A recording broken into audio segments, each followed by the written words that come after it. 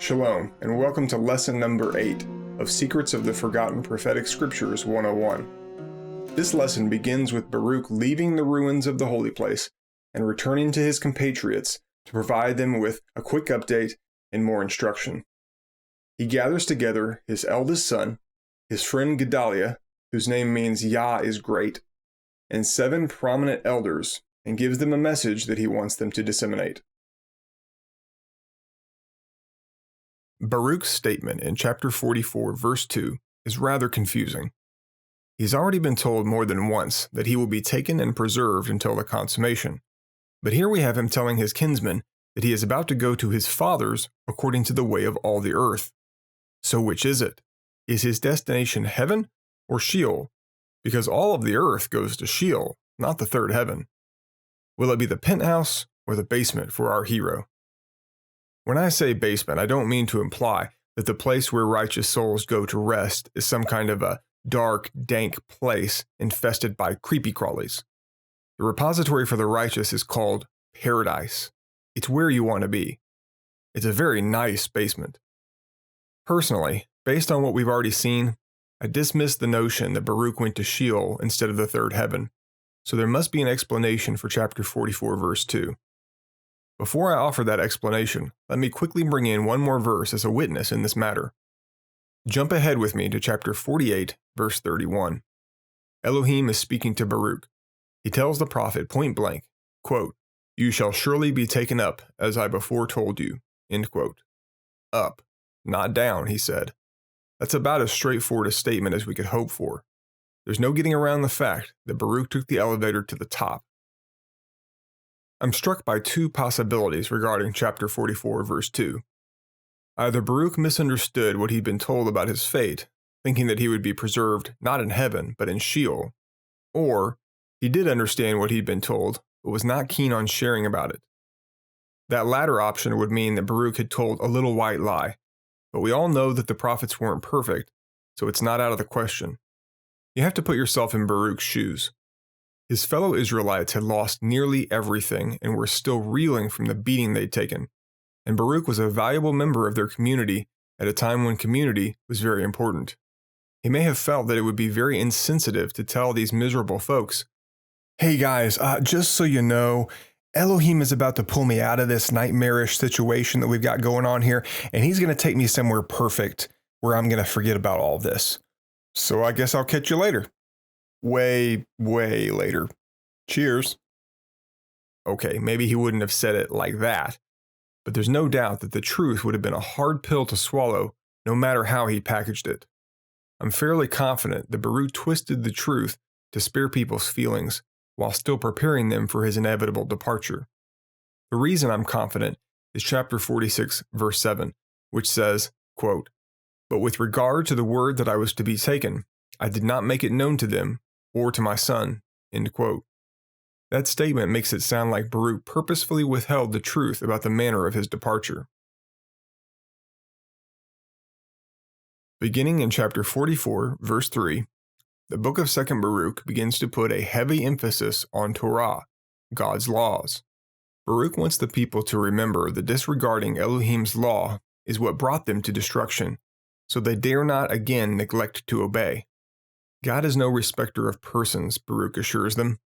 That statement comes from the Torah, which proclaims, "For Yahweh your God is the God of all gods, the Lord of all lords, the great God, mighty and awesome, who does not show favoritism or take bribes." Deuteronomy 10:17. That verse informs Acts 10:34, which reads, quote, "Then Peter opened his mouth and said, 'Of a truth I perceive that God is no respecter of persons.'" End quote. And also Colossians 3:25, which reads, quote, "For the person who does what is wrong will be paid back for what he has done without favoritism." End quote.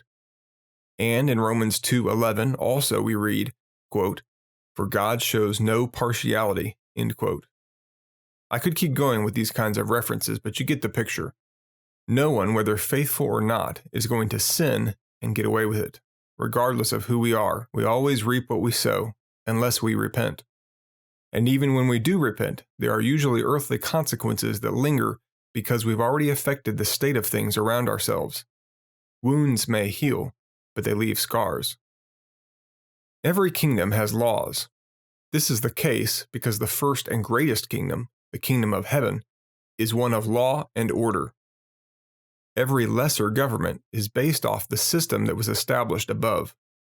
As citizens of Elohim's kingdom, we are expected to uphold the king's laws and obey all of the ones that pertain to us. When we do so, the blessings of the kingdom manifest in our lives, but if not, curses manifest. There's no in between.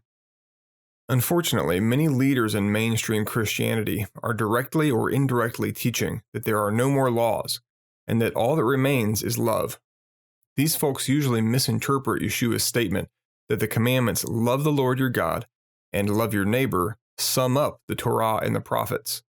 He did not say that love replaces the Torah and the prophets, as if love hasn't been Elohim's goal from the beginning. Yeshua was simply explaining that all of the instructions that Elohim ever gave through Moses or the other prophets can be lumped into two categories: vertical and horizontal charity, or agape love. When a teacher claims that we live under a law of love that's divorced from specific commandments, he is suggesting that each of us individually gets to decide what it means to love others. That is an incredibly dangerous teaching, because it usurps the authority of Elohim. He is the one who designed all types of love, and he is perfect in his ways. We are not.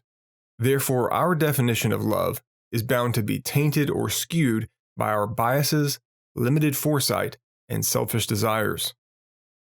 It is not and never has been man's prerogative to call the shots. If we really do love Yahweh, then we will let him be God and dictate what it means to behave lovingly in every circumstance.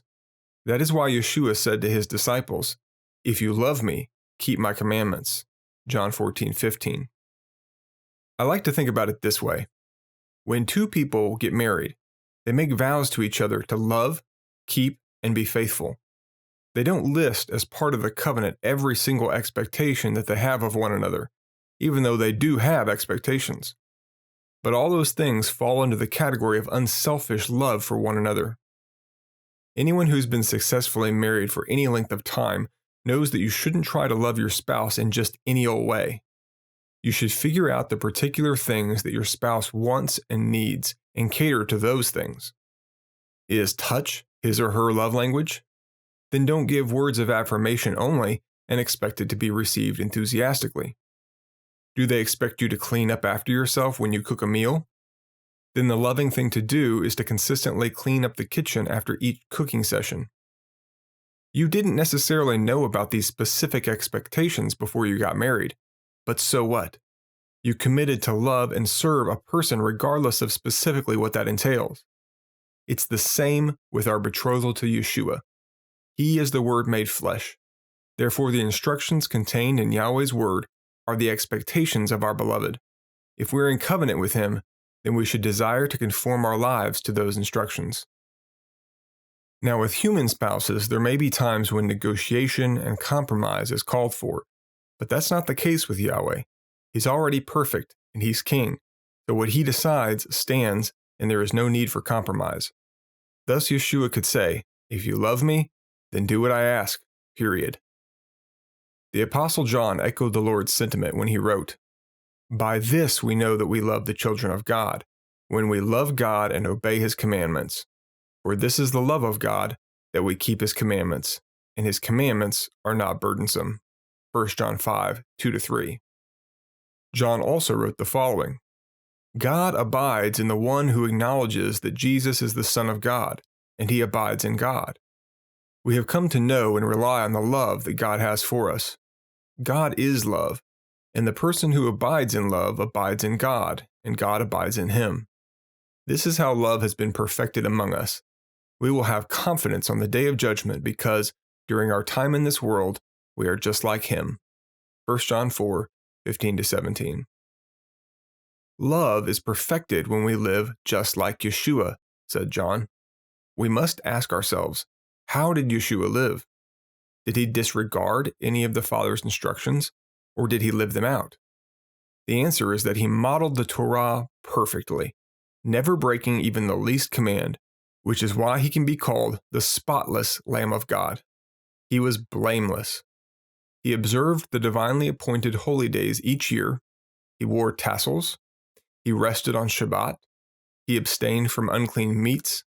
He paid the tithe.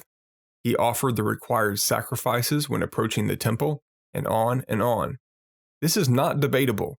It is fundamental to the Christian faith that Yeshua was the perfectly obedient Son. If he hadn't been, he wouldn't have been able to die in our place because he would have had to have paid for his own sins. But because he had no sins to pay for, he was the perfect substitute. Let me be clear that Yeshua did not keep the laws of the Jews, because over the centuries, they added to and changed many of Yahweh's commandments. But Yeshua did keep all of the biblical laws, and his obedience arose from his trust, aka faith, in the Father.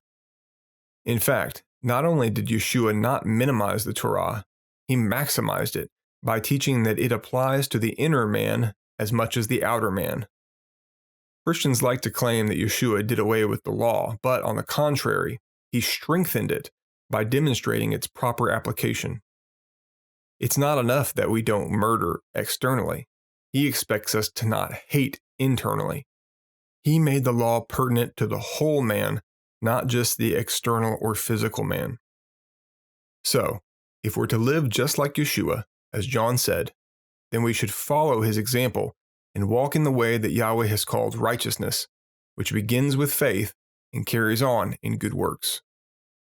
Now, faith without works is dead. It doesn't count for anything. It's not real faith.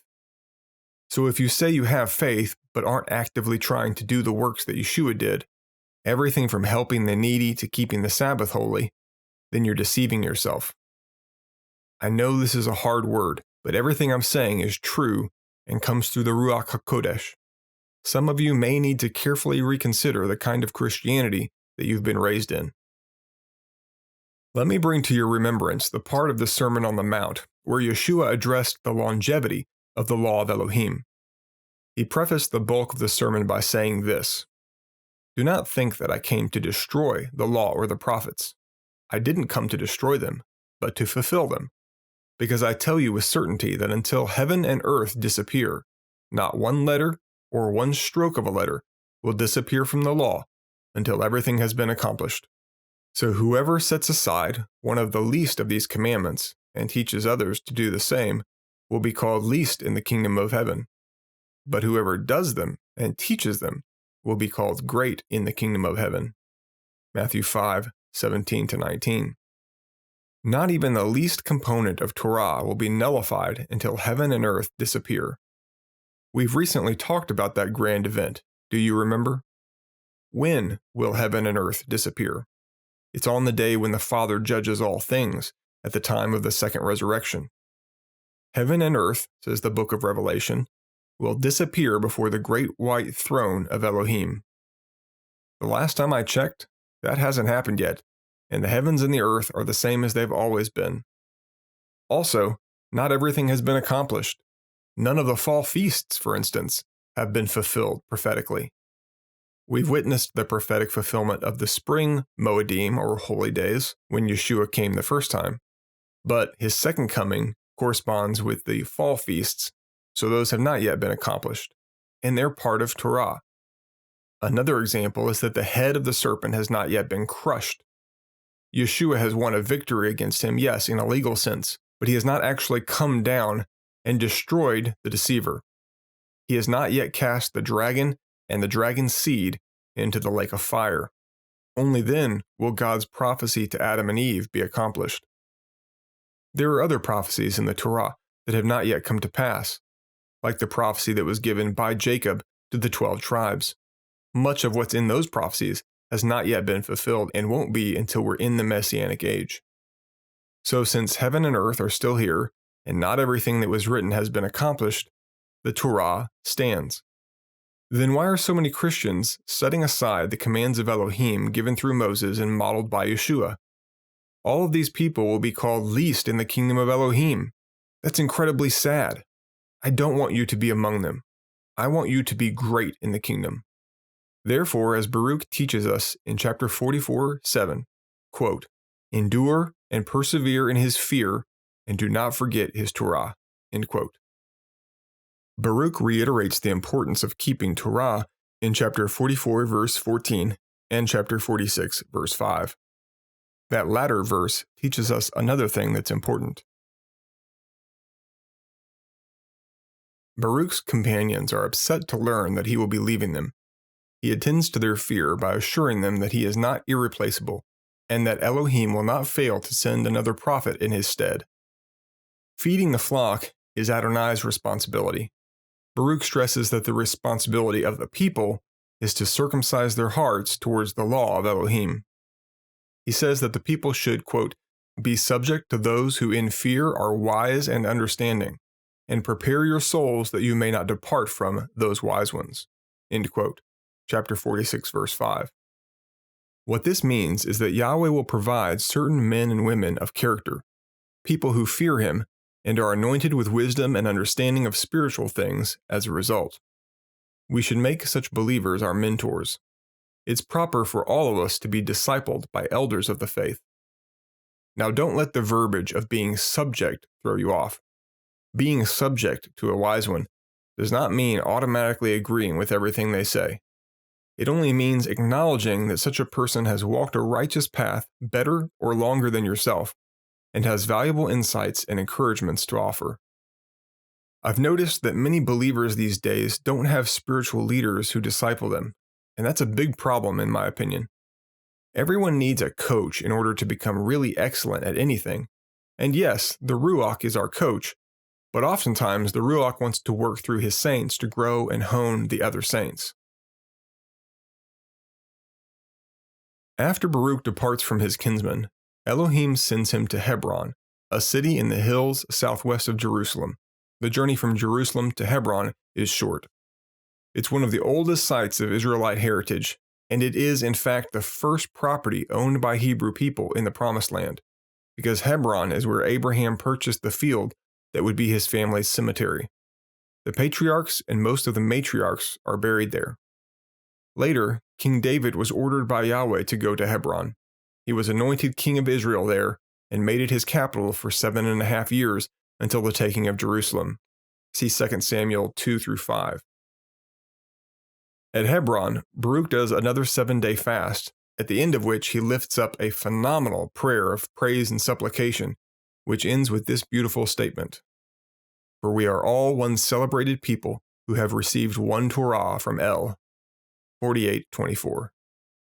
No matter where you came from or what your lineage is, if you've entered into covenant with Yahweh, then you are Israel. You are grafted into the cultivated olive tree, as Paul said. Although very diverse, we are one set-apart people, and Yahweh rejoices over us. We have one constitution, the law of Elohim. If you have received Yeshua as king, then you have received Torah, because Yeshua is the Word made flesh, and his life instructs us in all righteousness. In response to Baruch's prayer, Yahweh provides him with even more information about the last days.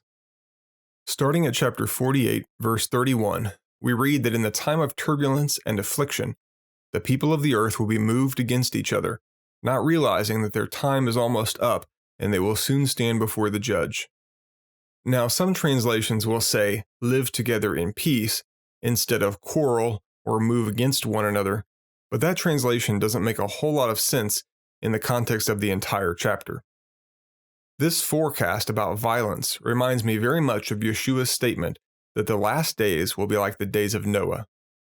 During most of Noah's lifetime, the earth was filled with violence and great injustices. The cup of iniquity had been filled to the brim. But even though Noah was a preacher of righteousness, 2 Peter 2:5, no one listened to him. No one believed that judgment was imminent. Everyone continued to treat his neighbor without compassion. Likewise, the closer we get to the end, the more conflict we will witness, and the less that people will listen to reason. This theme carries us into verse 33. There will be few wise and intelligent people in those days, and those who are wise will hardly be heard from.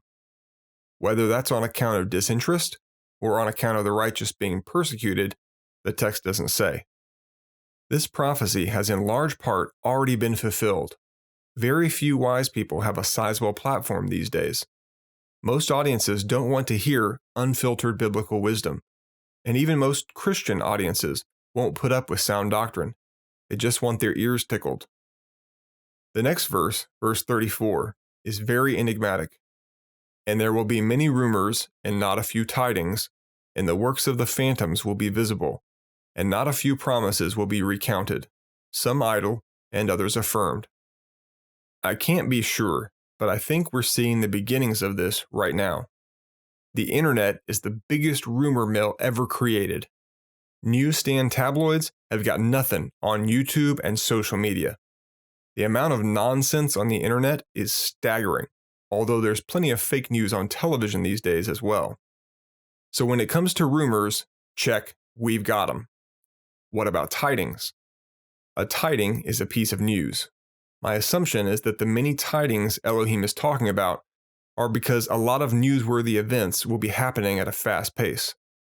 Have you noticed that it's difficult to keep up with the news lately? When I was younger, significant news made the rounds at a much slower pace. These days, we hardly have time to process one big event before another one replaces it. Now, the part about phantoms. Phantoms are spirits, specters, or ghosts that haunt. Some definitions include UFOs as phantoms, and I think rightly so, because UFOs often exhibit extra-dimensional characteristics and violate the laws of physics that exist in our material realm.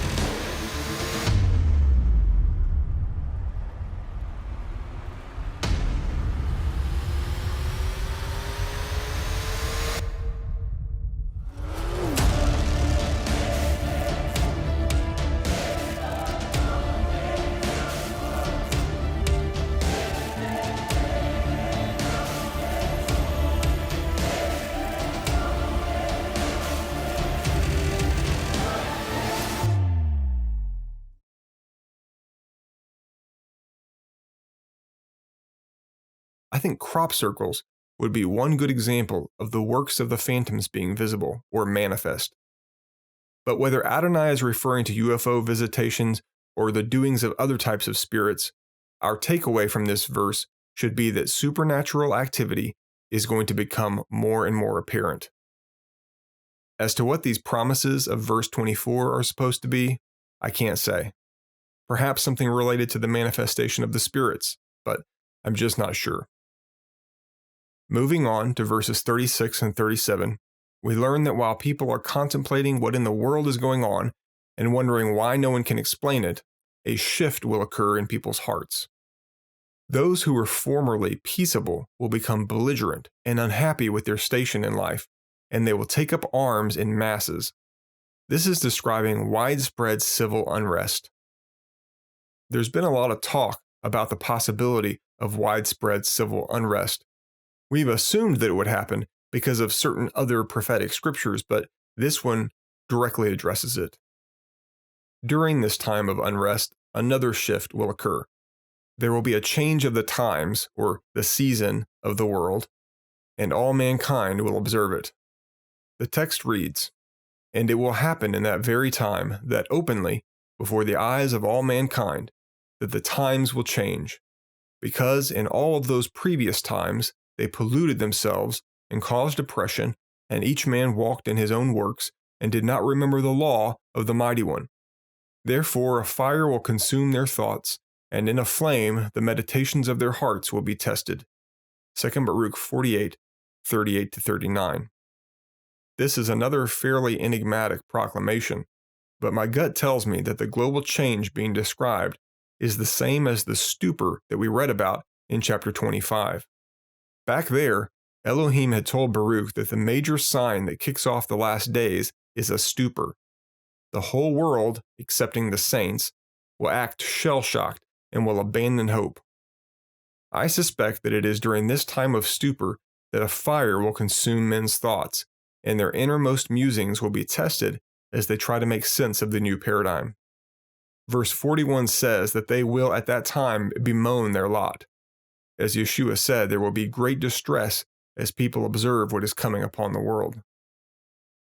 Yahweh's statement in verse 40 is important from an apologetic standpoint, so don't miss it. He says that, quote, each of the inhabitants of the earth knew when he was transgressing, end quote, even though they didn't know the Torah. This lends support to Paul's declaration in the book of Romans. For whenever Gentiles who do not possess the law do instinctively what the law requires, they are a law to themselves, even though they do not have the law. They show that what the law requires is written in their hearts, a fact to which their own consciences testify, and their thoughts will either accuse or excuse them. Romans 2:14-15. In other words, even people who live their whole lives in seclusion in remote villages and never hear about Yahweh or the Ten Commandments or the Torah are still guilty because they defy their God-given inner law book, the conscience. Baruch's response to all of this eschatology is more or less to shake his fist at Adam and Eve.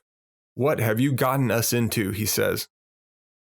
As he speaks in verses 42-47, he is coming to grips with the tragedy of the situation, how countless multitudes are rebelling and going into the fire, and all the more so as the end draws near. I believe that Elohim is speaking again in verses 48-50, but it's hard to say, because all we have to go on is context clues. The important thing here is that the conversation shifts from being about the lost to being about the saved. We are told that there is great glory reserved for the saints.